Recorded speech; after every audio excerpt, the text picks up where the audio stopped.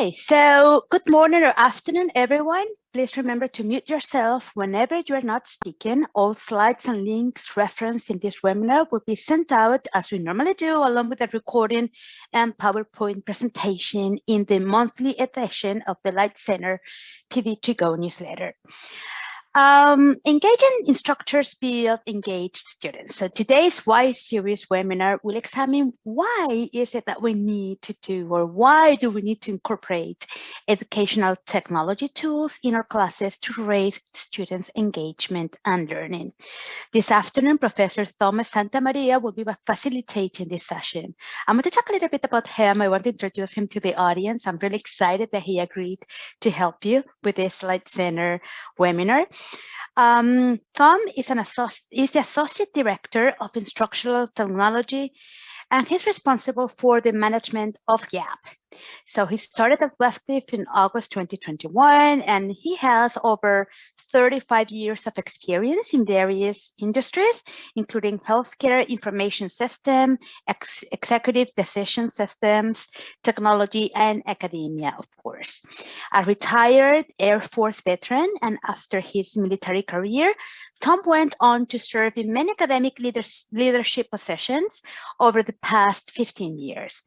A programmer by trade, data scientist and analyst by mind, with a passion to teach, create efficiency through automation and to improve organizational outcomes.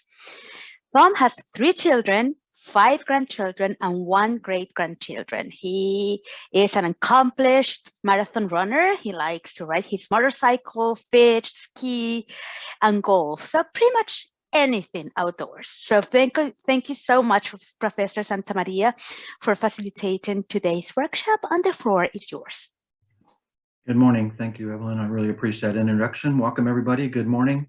It's an interesting group. It's a group that I know very, very well. I've had very many communications with you in my particular role, and hoping to help support the GAP management and your roles as teachers and instructors at Westcliff. Like I said, I've been with Westcliff for a year, been dean and program chair and all kinds of positions for the past 15 years in higher education, mostly in actually online education. I started online education long before it was even a thing back in like 2005 when we first started really gearing up to offering online education programs. So got a lot of experience in all LMSs, a lot of technology experience, some really great programming skills and data science skills. So thank you very much. So today we're really talking about why of how technology, and not how, but why technology is good and how can it enhance our teaching. We all know that this is a society of technology now, and despite our desires or our age of going up in the 50s or the 60s when things were a lot quieter and a lot easier, we know that we cannot survive without technology. So today is kind of the first part of almost a 2-part series. The how part will be coming up in another future session. But for today, we're really talk about why we do it. And I want to kind of ask a question to the group before we get started here. My question is, how comfortable are you with technology? And I want you to be thinking about that question throughout the presentation. And at the end of the presentation, I'd like to ask a question on a scale of like 1 to 10. Are you comfortable using technology in your classrooms and understand the relationship between those technologies and the academic outcomes by using them? So today I'm going to just run through the first 3 of these particular items, the second 4 of those, and hopefully you'll stay tuned for the how-to part of this series, which is the second half of this presentation, is how to implement and utilize these tools in your classroom. So without further ado, I'm going to go ahead and get started. The first thing it's nice to do is start with my particular role and how my department came around, because I think that's important to understand what we do and what I do in my arena versus what technology does, and how I translate the visions of academics into execution in GAP. So then we're going to talk about really the theories and the techniques and the reasons behind technology and how it enhances teaching and learning outcomes. And then at the end of this, hopefully something really super exciting that everybody can benefit from, and that's how to leverage GAP for student success. So we have that is a short little tidbit on the how part of this. So when my department, I was hired in August 2021. I was actually hired for the College of Technology and Engineering, but when Westcliff kind of found out my experiences with LMS and programming and technology and such, Peter McGuinn was prior to me, and he started this goal. And the company realized that we needed to have a department that could bridge the gap between academics and technology.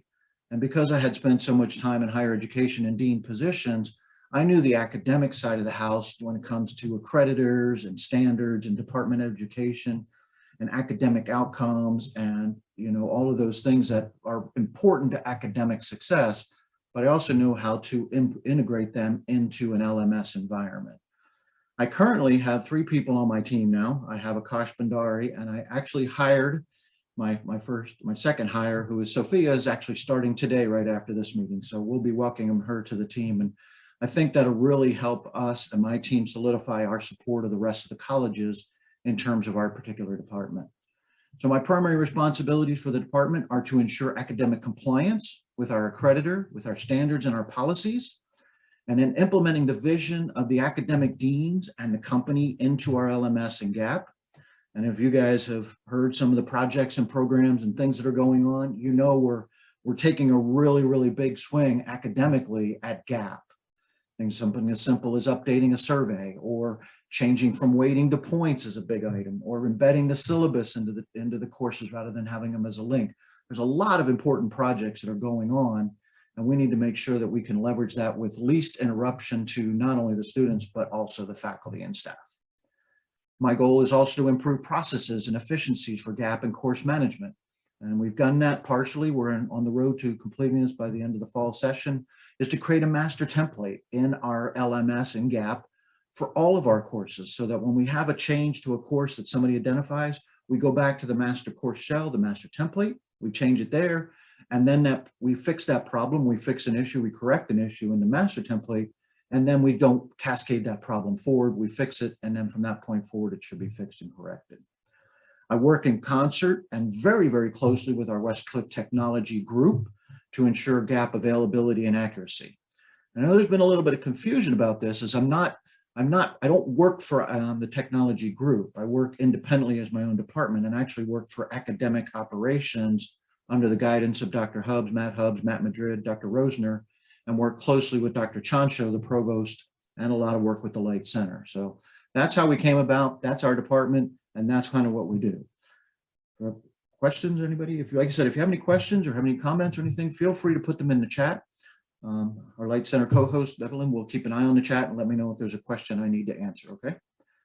So let's talk about why. Why incorporate technology into your teaching?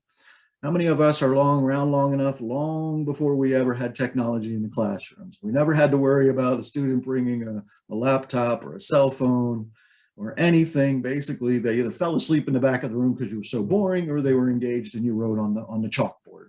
I've been around long enough for those days. Sometimes, to be honest, I miss those days, even as a technologist. But today we can't escape it. Technology is everywhere. And these come from a lot of research. There's a lot of studies out there, a lot of higher education institutions, but the agreement is, or the general consensus is, about these 7 items are the main items and the main reasons we use technology to enhance our teaching and our learning of our students. It improves our student engagement, their retention. Individual learning encourages individual learning, and encourages them to go out and look for ideas on their own and take these techniques and incorporate them into their own learning styles. It encourages collaboration, whether it's through a group project or team building or breakout rooms. We'll talk about that a little bit. And students, obviously, our responsibility, and this is one of the byproducts of what we do as teachers and instructors, is to give them useful skills by using technologies and showing them how we use Zoom. Something as simple as just doing a Zoom session to conduct a lecture shows students how technology can be used and leveraged that they will have to use throughout their career and throughout their lives. It also incorporates a variety of teaching methods, from auditory to visual to kinesthetic to a mix match. There's a lot of new terms out there on how students can incorporate multiple styles of their learning into the technologies that we use. And at the last part of this is how it benefits teachers, because ultimately we want to leverage technology in teaching, but we also want to make sure that students or teachers get a benefit from it too. So let's take a look at these one at a time, and we'll look at them a little bit more in detail. And you guys can put your ideas in the chat also. It's like, and I might not have caught them all, just kind of using this as a launching pad or a discussion forum or discussion place to talk about how it improves student engagement. It encouraged them, and especially at Westcliff, to be more active in their participation in the learning process. Anybody know how we do that at Westcliff? How it encourages more active participation for students at Westcliff? Yeah. We do it by making, I hate to say this, but we do it by making sure students are on camera. We do this by making sure that they're attentive, they're paying attention, they're on camera. I said, I've taught for a long time. I've taught several classes at Westcliff, and you know, as an instructor, I'm okay with students to say, look, if you got to get up and use the restroom or get something to drink or grab a beverage, get off camera for a minute or so, but don't just stay off camera the entire time. And I'm kind of the instructor that I'll call you out in a private message on the Zoom, say, I don't see you on camera. Are you still there? And I'll tell you a couple of techniques and tricks that I use that help kind of maintain their presence in the classroom. That's a little bit more difficult to use when we're doing on-site or in classroom stuff, but online, especially when you require students to be active on their cameras, you can really see what they're doing, if they're paying attention. If they're down here like this, what are they doing? Oh, they're on their cell phones, right? Maybe they're taking notes, maybe they're not. Then when we talk about integrating technology into the lesson plan, students are found to be more interested in the subjects that we teach, whether it's using a whiteboard to show a flow chart, or whether it's doing a mathematical equation on a storyboard. And one of the things we're going to get into in the how-to series is how to incorporate some of these applications that Zoom has to bring these into your classroom. And they don't have to be Zoom. There's so many applications and software out there on how to integrate technology into your classrooms. And I hope you'll stay tuned for the next series, part of the series, which is now the 21st of July. Just remind everybody that's coming up, to talk about how to integrate these. And I think it actually amazes some instructors when you look at the applications, if anybody's ever explored the applications on Zoom, all of the different functionalities and applications that Zoom has that at our disposal to handle and integrate technology in the classroom. Teachers can use their own integrated or trusted applications online. They don't have to be sanctioned by the school. They could be something developed by the school, but you're not afraid to use your own. I think anybody teach in the College of Business, anybody familiar with MathLab that we use? I think MathLab is a really good application. And I think it's really important that we engage students through our teaching so that they understand the mathematical equations and how we use MathLab and how it enhances their learning in the particular classroom. And then, so don't be afraid to push the envelope or trust yourselves on what you're doing. One of the techniques that I have used in my lectures, especially on a weekend class where we're doing 6 hours of weekend, it gets kind of tough to do 6 hours, doesn't it? Especially with the breaks. But what I like to do is I like to lecture or to have the discussion about that particular part of it. I break it down into 6 hours, and like hour 1, I'll cover whatever chapters 1 and chapter 2, whether that's through lecture or demonstration or whatever. And then I'll pick a case study. A lot of the books, a lot of the resources, I'll find a case study, whether it comes from the textbook or whether it comes from an online resource, and I'll break everybody into breakout rooms. How many here use breakout rooms in their lectures? I use breakout rooms all the time. I really like breakout rooms because what it does is allows me as an instructor, 1, to take a little bit of a breather. 2, it breaks students into working groups of 4, 5, 6 students. And then I can travel through the different breakout rooms, and it's to evaluate how each one of those groups are doing. It also encourages all of the students to participate. And I have a couple of slides. I can also share that with the group later on how about some of the etiquette, breakout room etiquette. Everybody has etiquette, sorry, it's early. Etiquette, like respect, give everybody a chance to talk. And then I have the group pick one person to be the spokesperson for the group to talk about. When we get done with the breakout rooms, we come back and we debrief. We debrief what they talked about and what they solved on their case study that has to do with the assignment. So that's how you can improve student engagement, by using technology to help enhance your lectures. And again, the nice thing about using breakout rooms, it kind of breaks up the monotony, gets everybody into smaller groups, forces them to kind of work together and to get something out of it by applying what they learned to an actual case study, coming back to the group and briefing on what they've learned and what they shared with each other. And that is really, really important technique and skill to use, especially when they go into the workforce where they're going to have to work in teams anyway. So. Thank you, Mark. I did see your comment, and we'll address that in the how-to series, so please stay tuned. All right, let's move on to the next one. It's like it improves the knowledge and retention of individual learning. And when we keep our lectures interesting, or we keep our presentations interesting, things that they're studying, they're more likely to have a better knowledge retention. I know it gets a little monotonous, but I like the term repeat, repeat, repeat, because the more you repeat something, trust me, the more they're going to remember it. And even if you have to repeat it over and over again, like things like something as simple as PEMDAS, you know, if you repeat PEMDAS over and over, and everybody knows what PEMDAS is, right? Please excuse my dear Aunt Sally, the mathematical operators in order of precedence. See, that tells you my computer software mind. I think binary, ones and zeros. It's all about logic and design. So technology can personalize the learning experience and provide greater opportunities for students with various needs, whether they're, you know, and we'll talk about the different learning styles and how you use technology to address the different learning styles. But each student can take something out of the lectures, out of the presentation, out of the teaching that they can relate to themselves. I always like to, when I'm talking about topics or I'm covering a chapter in a book, a textbook or something like that, always find something to relate it back to the actual lecture that's going on in the real world.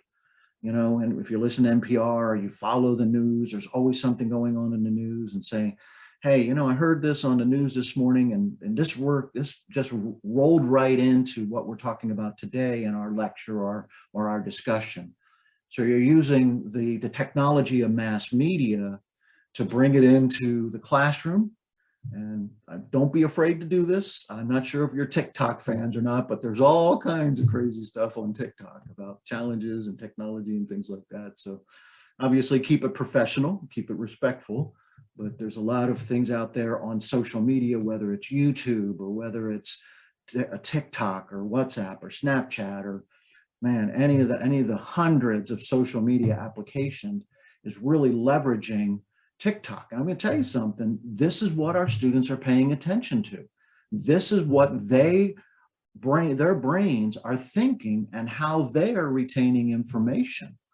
So if we can go to where they're learning and we can get in their heads or in their environmental learning with technology, then they're going to retain it better.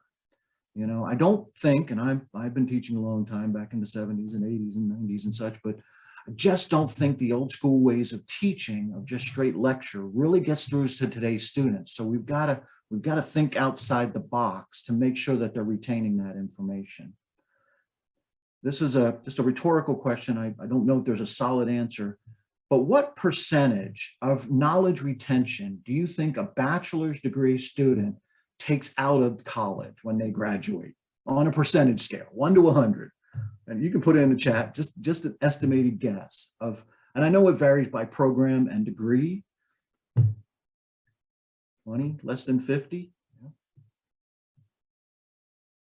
Evelyn, I don't know if you have an opinion or not. You've done doctoral studies on this, so I don't know. I'm Professor Wiltshire, 1%, but I don't think it's not 100%. I don't think we can get to 100% retention, and that's okay.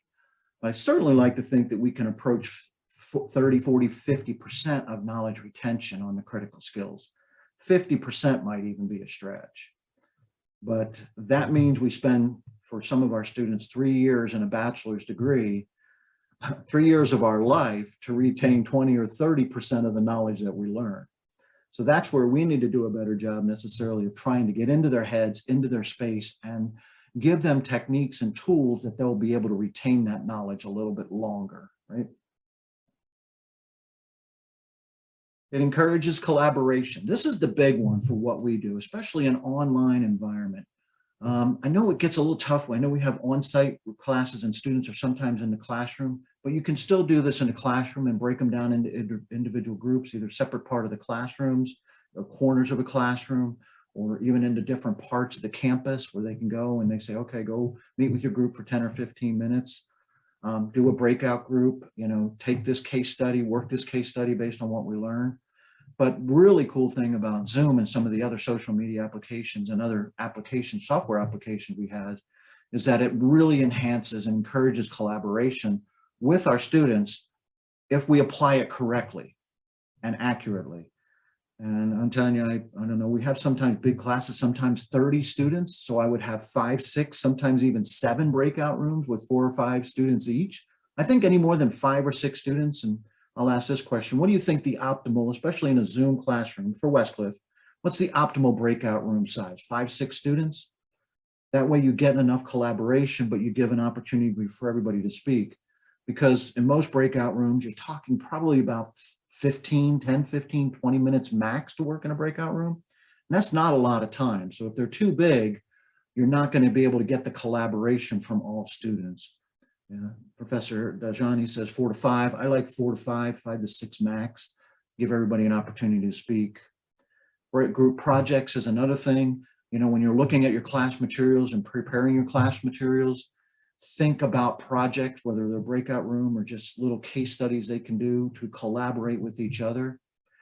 And what's really cool about me as being the instructor and the host is I can jump around room to room. And I know the rooms that really take the ball and they run with it and they're gone. It's like, oh, you guys are golden, you got this. And then you got other rooms where you go into it and they're all just dead silent. And that's where you have to step in as an instructor and bring your experience in and say, okay, team, what's it take to get started? Where are you guys at with this particular project? And what are you thinking about this? Have you thought about this? Have you thought about this aspect of the project? Let's just say they're talking about a software testing application for a nuclear power plant, and they have to create some fail safes. What if you were running that nuclear power plant? What kind of fail safes would you want to put in place from a technology standpoint? Those kind of things is where you as the instructor may need to get them off the ground and running and be thinking about things so they can get started. Because the last thing you want to do as an instructor is get into a breakout room or have students go to a breakout room and they're all either too timid, they're too shy, they just don't know where to get started kind of thing.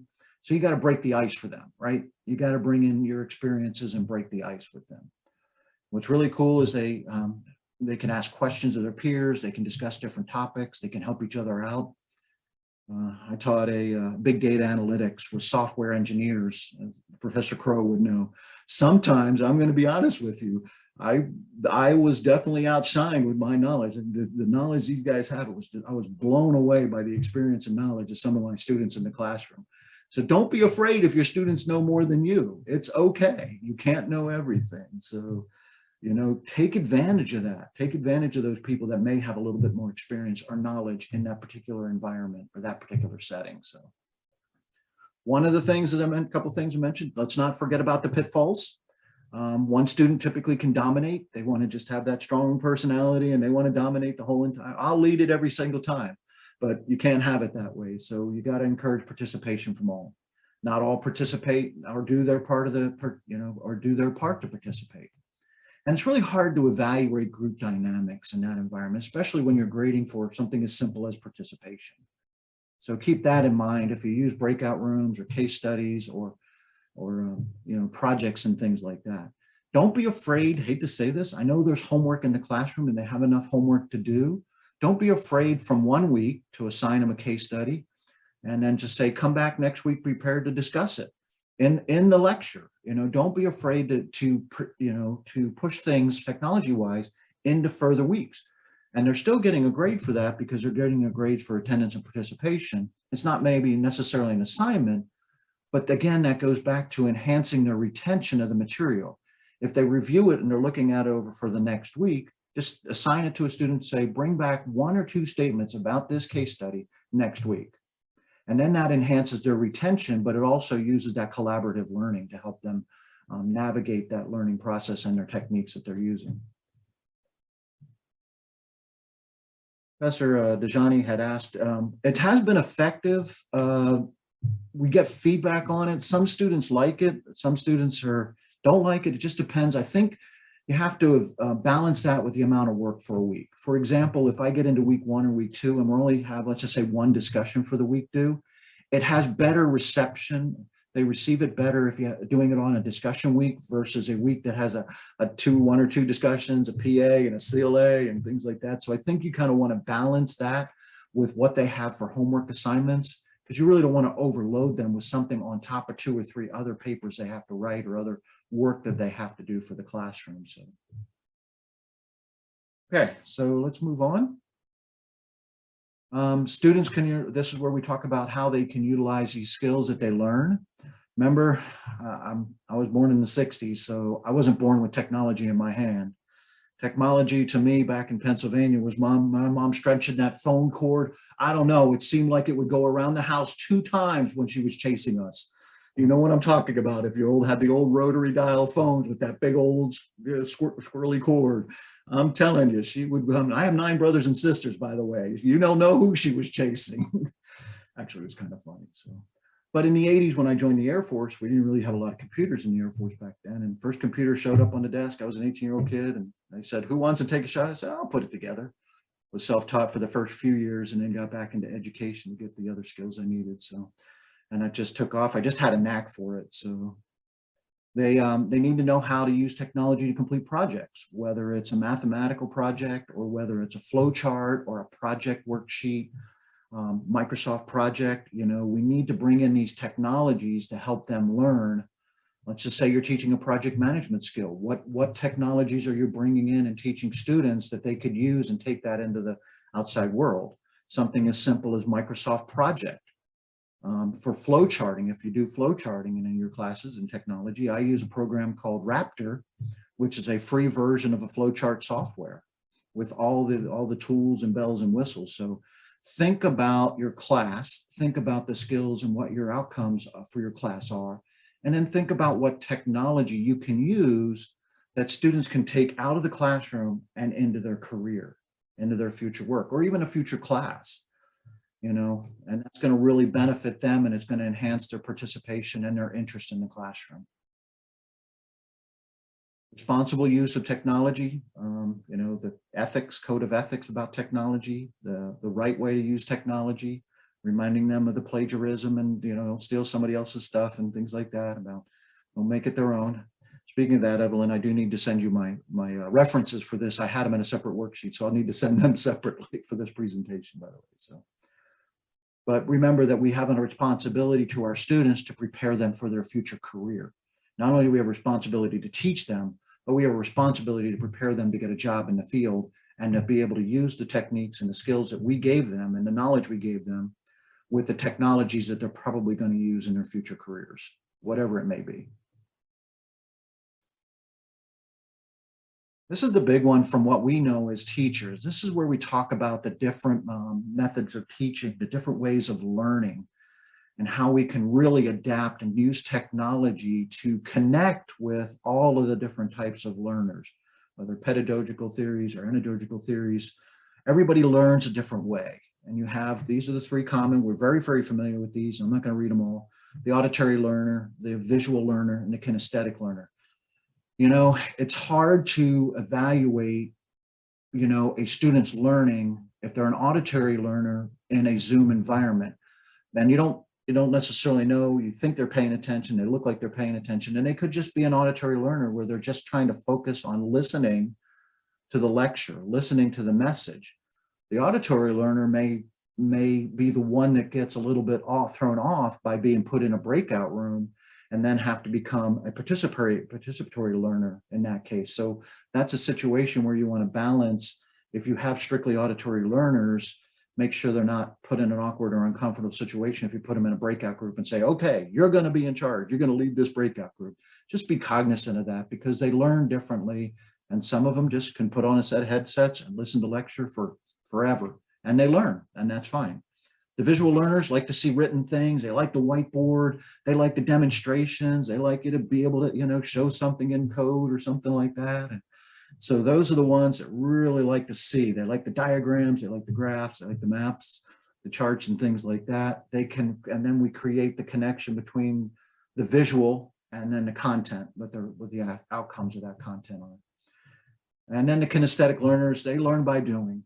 And that's where they really shine in the breakout rooms, because they learn by doing it. Here, take this code and go to the breakout room and figure out where the error is, run it through Notepad++ or something and see if you can figure out where the error is. And I'm going to guarantee you the kinesthetic learner are going to take that and run with it. And the auditory learners are just going to sit back and watch and wait. So, but you can balance them. And what's really cool is you can kind of bring out the best of each individual student by using this teaching method to incorporate all type. It's kind of hard to do in Zoom because you won't know what type of learner you have in your classroom. So if you just go down the list of all your students and say, okay, these first 5 are going to group 1, second 5, you can assign them individually, but sometimes it's just easier to assign them randomly.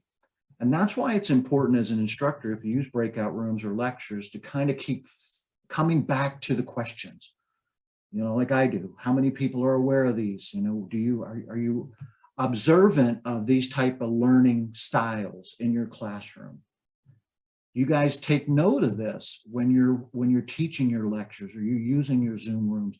Do you take note of the students? You pay attention to their body language, or you're looking at their interest, or you're looking at what they're doing while you're lecturing or while you're talking about a topic. And you can learn a lot just by observing the students on their cameras. You can pick up things if they're kinesthetic or a visual learner or auditory learner kind of thing. If you show like have a flow chart, you just bring it up. And then that visual learning, they peek their interest, like, oh, Tom's talking about something cool. And he's showing something on the screen. The auditory learner, they're just glued to the screen like this, and they're just listening intently. You can tell a lot by having the cameras on and looking at the student's body language to see and gain kind of a perception of what their learning style is.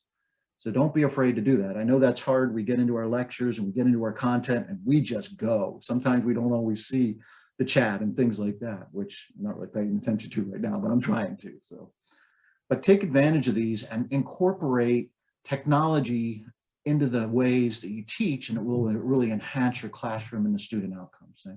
Okay. Let's talk about the big one. How does this benefit teachers, right? The advantages, and I know there's hundreds here. I just picked a few from the top of my head and just doing some research and stuff. It really does aid in teaching our curriculum. Technology helps us really bridge the gap from just our typical sitting in front of the room, lecturing about ad nauseum on PowerPoint presentations. It breaks up the monotony. It enhances our lectures. It encourages participation.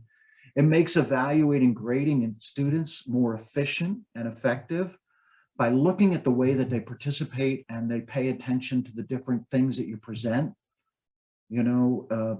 Again, if you took a straight just lecture form and you looked at the attention and the participation of a straight lecture form versus one that incorporated technology into the teaching methods, and look at the difference between the two, you'll see the ones that are going to be more interested and more attentive to what you're presenting. So it does make evaluation grading students more efficient and more effective. Fortunately, there are some disadvantages to this. And in higher education, especially those that may not have been born with or may not be as comfortable with technology, it's difficult sometimes to take on something new. And that's what we're here to do with this Light series on not only the why, but the how. And it really comes down to practice. You've got to have a good comfort level and experience with the technology and the tools. And pick one or two to start with, whether it's a poll or whether it's a whiteboard or whether it's a chart or a graphic or something from one of your classrooms. I'd say start small. Pick a technology tool that you can bring into, that you can learn, that you can practice with, and bring it into your classroom, and then see how comfortable you become with that. And then try to expand your repertoire on the different tools that are out there. It can bog the instructors down due to technical issues. Sometimes things don't always go according to plan. And pick on Professor Crow here, because believe me, how many times have we tried to start Visual Studio and write some code and it just doesn't cooperate. It freezes, or Zoom freezes or something like that. So, and it throws you off your game as a teacher. It really throws you off your presentation, and kind of can throw off the vibe of the lecture due to a technical issue. It's like, well, that didn't work according to plan, and then you bail on it. Then you never use it again. So, those things are going to kind of happen, but you have to adapt to it, practice it. Setup and use of it can be a little time consuming, complicated. But let me tell you something, once it's built, you don't have to build it again. You could use it over and over and over again. And there's some really cool ways to incorporate some of the technology tools that we have into teaching your classes. And sometimes we don't get a return on investment. I think somebody I'd put a comment in there. How do you get feedback? How do you evaluate whether the technology is really giving us return on investment? Does that represent itself in grades? Does it represent itself in surveys? Students happier with the course? Are they, so sometimes it's hard to evaluate and garner whether using that technology tool really gives us a return on investment by increasing learning, by increasing collaboration, by improving student retention and engagement and cooperation. So with that, I am at 8:35. I have a little bit of time left to open the floor up. Let's have some conversation and questions about how you feel about these particular aspects of why use technology to engage and help in your teaching. Feel free to unmute yourselves and offer some ideas or suggestions on what I presented today, or something that I might have missed.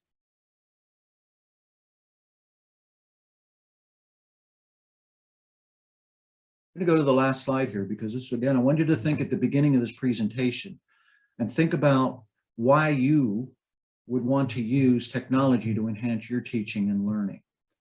So on a scale of 1 to 10, there's no right or wrong answer here. How comfortable would you feel, two-part question, how comfortable would you feel using technology to enhance your teaching? And 2, would you be willing and interested in learning some of these new tools in the next series of this presentation to learn how to incorporate some of these technologies to enhance your learning? And what I'd really love to see from this group is to give us or present some ideas to the Light Center, maybe send them to Evelyn. Evelyn, if you want to put your email in the chat there, I know it's going out with it.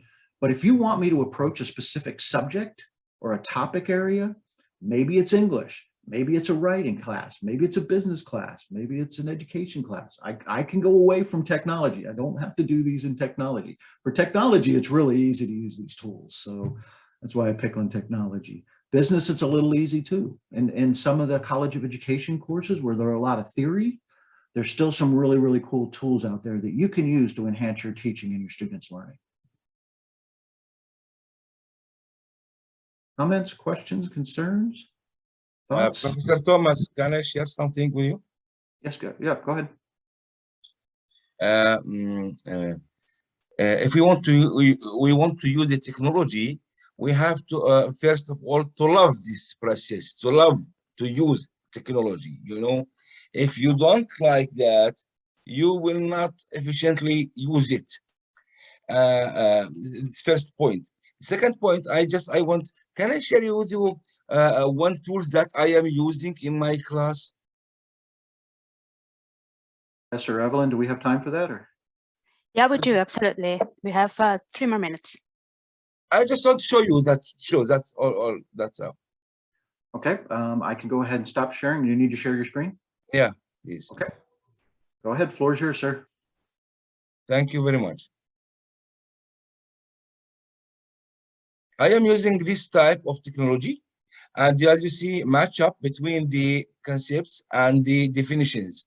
And you ask the student to put this one everywhere where they can put it in their in these definitions and submit answers, and you will receive what wrong, what right in this case. And I can share with you the 1 moment. Sorry.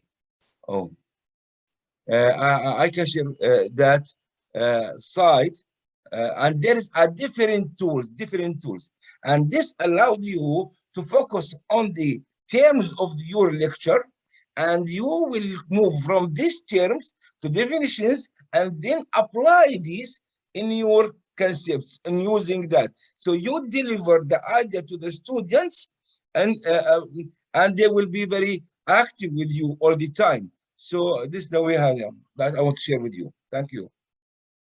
Thank you, sir. And you, very good. I like the idea of that, especially in the turn, like we talked about before, repeat, repeat, repeat. The more you repeat something and the more you have the students do it, they're going to learn it. Instead of us just showing them and teaching them and, you know, speaking of this, they get to use it themselves. They get to demonstrate it themselves. They retain it better when they do it themselves and they can execute that way. So particularly in the weekend classes, is the long day. If you're not using these kinds of different actions, it will be very long day. But once you are using these tools, they will not feel the time, because all of them, they are thinking, this is right, this is wrong, you are that. So, you know, that's I 100% agree with you, sir. And I'm going to tell you something. I came from a system where we had classes, didn't require attendance, had asynchronous and synchronous attendance when I came to Westcliff. And the weekday ones are fine. The 2-hour lectures, you know, piece of cake. I'm going to tell you something. What really going to test you as a teacher and an instructor, as a professor, try doing a Saturday 6 hours. And like Professor Omarine said, that, man, if you're not prepared, you don't break it up, that's going to make for an awfully, awfully long day. And what's really cool about the Saturday session, I'm not saying everybody should be required to teach a Saturday session, is that you bring those things that you learn and you bring those techniques and those ideas back to your 2-hour lectures. So it's really cool as one augments the other.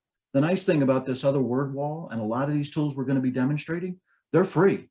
There's no cost to them. They're free for use. You know, you can pay for a license if you wanted something a little bit, all the bells and whistles, but for the most part, all these tools that we're going to present or we're going to use in the classroom or teach are going to be ones that are for free. I posted down the link of this site. It is for free.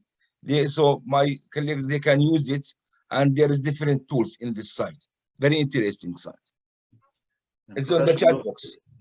Professor Wiltshire, thank you very much for sharing that. I understand. And this is where Professor Omarine said, if you're not comfortable with it, you're not really, I hate to say fan of technology, but you don't have Facebook, you don't have all the social media accounts. You just like, you know, when you're done with the day, your computer goes off and you go back to thing. And I understand that there's a lot of us out there and I understand that. But what we want to do, Professor Wiltshire, is we want to give you some tools that are really simple to use and something that, like you said, start small.